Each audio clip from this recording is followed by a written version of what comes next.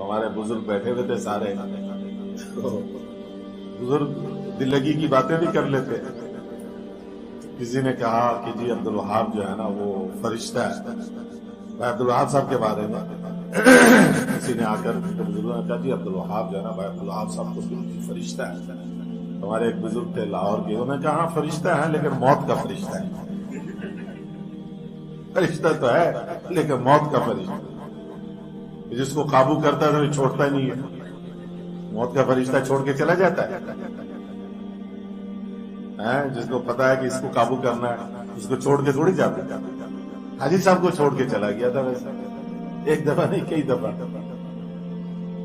ایک دفعہ کا حاجی صاحب سناتے ہیں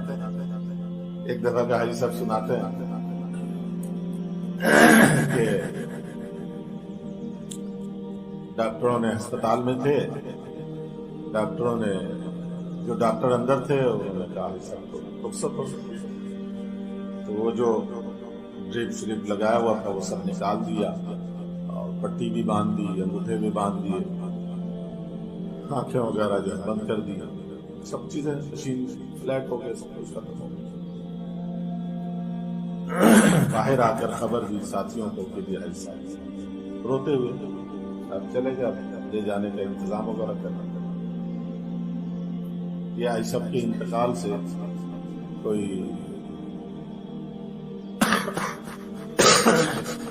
حاجی صاحب کے انتقال سے یوں سمجھو کہ 30-35 سال پہلے کیا واقعہ تھا. 38 سال پہلے، 38 یا 39 سال. یہ ایک دفعہ نہیں، حاجی صاحب کئی دفعہ جا چکے تھے فرشتے، کئی دفعہ لے گئے. ایک دفعہ کا میں صرف سنا رہا.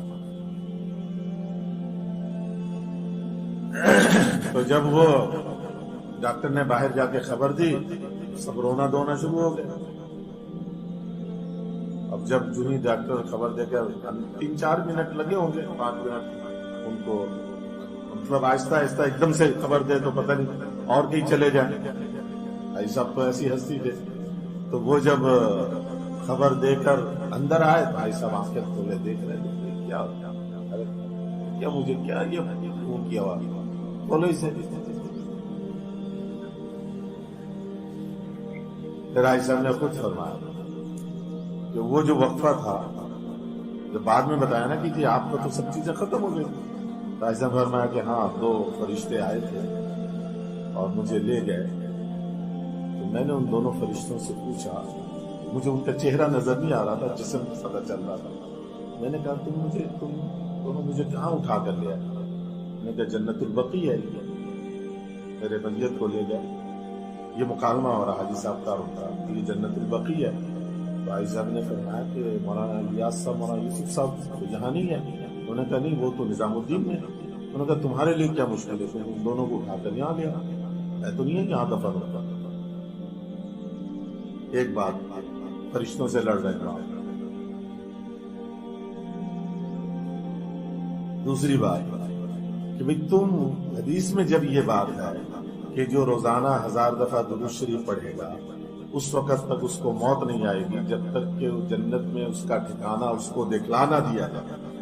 تو تم لوگوں دونوں نے تو مجھے جنت میں میرا ٹھکانہ دکھایا ہی نہیں اور مجھے اٹھا کے لیا.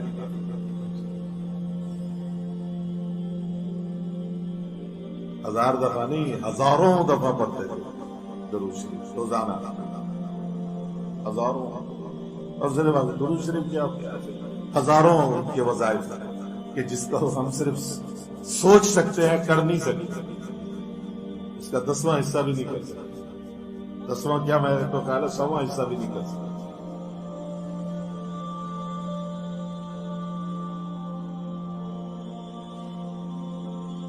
تسبیح پڑھ رہے تھے، لڑکے سے میں نے کہا ذرا پوچھو پڑھ کیا رہے ہیں، ابھی دیر سے ختم کیوں نہیں ہو رہا؟ کب سے لگے ہوئے ہیں، رات گزر گئی ہے، ابھی رات سے اوپر ہو گئی. میں نے کہا ذرا چپکے سے پیار سے آرام سے پوچھنا کہ جی آپ اتنی دیر سے کیا پڑھے جا رہے تھے؟ کہنے لگے میرا رحیم بیمار ہے نا، میرے بارے میں بیمار ہے نا، تو اس کے لیے یا حیو پڑھ رہا ہوں 3000 دفعہ. اپنے منع کے لیے کہ وہ بیمار رہتا ہے اس کے لیے 3000 دفعہ یا حیو پڑھ رہے ہیں کہ 3000 دفعہ یا حیو پڑھوں گا تو اس کی بیماری اللہ دور کرے گا. تو فرشتوں میں سے ایک نے دوسرے سے کہا بات تو صحیح کہہ رہا, چل بھائی واپس کر کے آؤ. تو فرشتے لے گئے, واپس چھوڑ گئے. اتنے میں یہ باہر والے اندر گئے تو حاجی صاحب جاگ رہے. یہ ایک دفعہ کا واقعہ. اور اس کے علاوہ جو اور بھی ہیں اس کی ضرورت نہیں. تو جب آخری دفعہ انتقال کے وقت اذان ہو رہی تھی فجر کی, اور میں ساری رات ہی باندھے بیٹھا مشین دیکھ رہا تھا کہ مشین جو ہے نا اس کو بلڈ پریشر وہ دیکھنا چاہتا تھا, کہیں سے ملے.